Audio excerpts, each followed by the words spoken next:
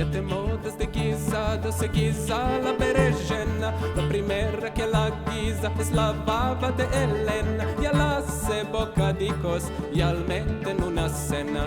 Esta comida la llaman la comida de berenjena. Esta comida la llaman la comida de berenjena.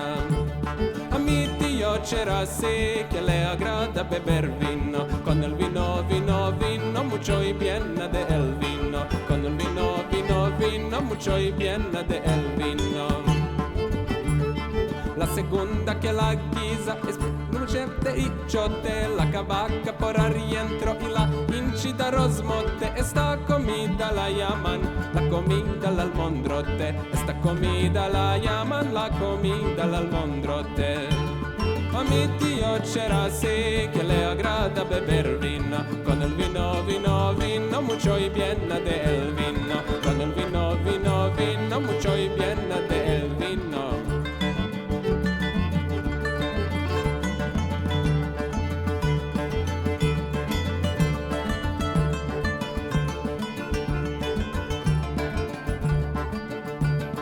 La tercera que la guisa es de la cavaca por arrientro y la hinchita rosmote. Esta comida la llaman la comida al almondrote. Esta comida la llaman la comida al almondrote.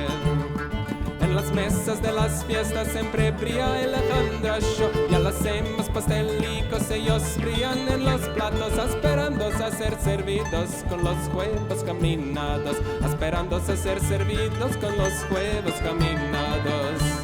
A mi tío c'era así que le agrada beber vino. Con el vino, vino, vino, mucho y bien del vino. Con el vino, vino, vino, mucho y bien del vino. La setena que la guisa es mejor y más janina. La prepara Felisti, la hija de la vecina, ya la mete en el forno, la cabeza de cocina. Con aceite y con pimienta ya la llama una mellina. Con aceite y con pimienta ya la llama una mellina. A mi tío c'era así que le agrada beber vino. Con el vino, vino, vino, mucho y bien del vino.